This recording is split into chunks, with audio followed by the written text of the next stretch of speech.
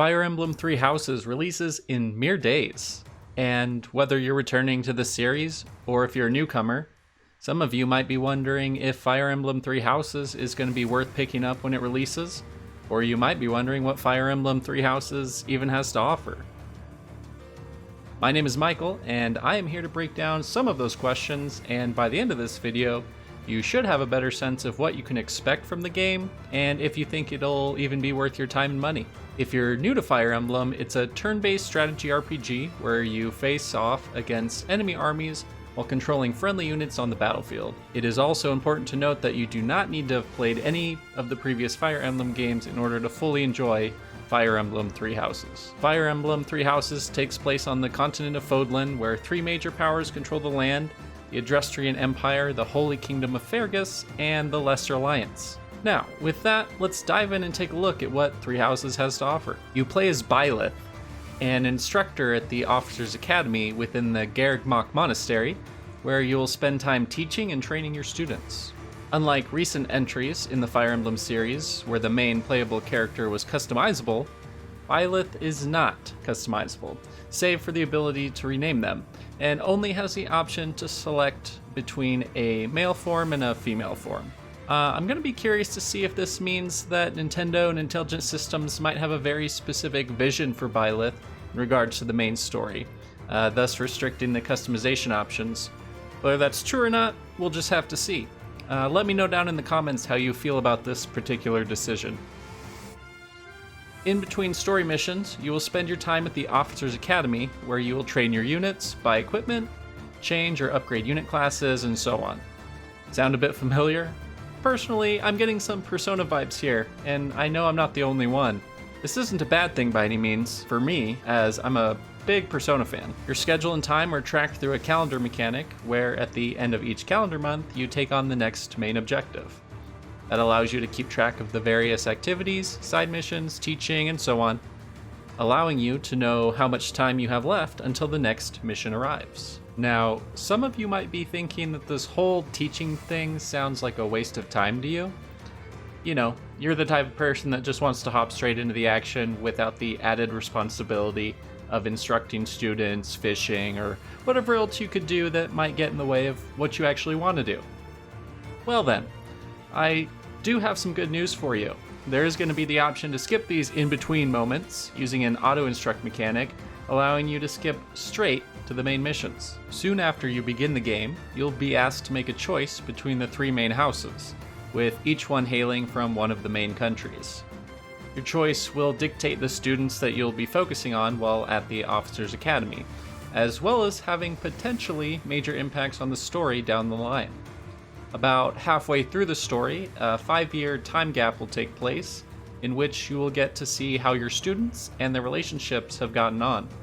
Seemingly, with each major nation being at war, you'll get to see how some of your previous decisions may have had an impact.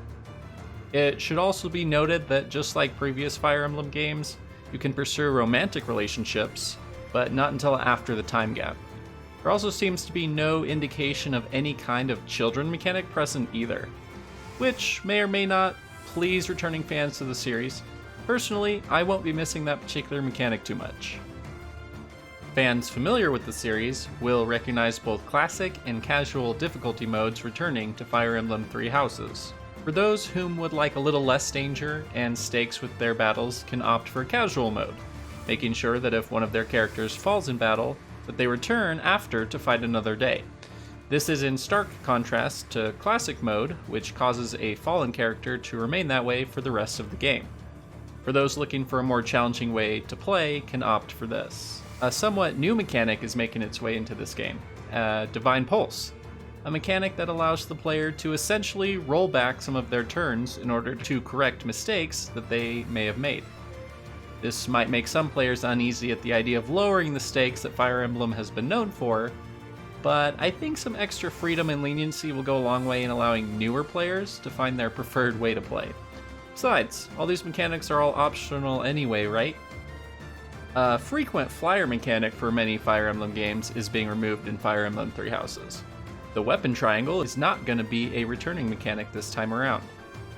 This is the mechanic that worked in a rock, paper, scissors kind of way, where each weapon type was better against another weapon type. For instance, swords were better against axes, but lances were better against swords, and so on. With Fire Emblem Three Houses offering a lot of flexibility in how you raise your units and what weapons you give them, having no weapon triangle will more easily allow for interesting experimentation. Somewhat making up for a lack of a weapon triangle, the game offers battle arts or skills that offer more powerful attacks or special effects at the cost of more weapon durability. They are also not bound to specific weapons, so characters will learn them as they level up in their classes.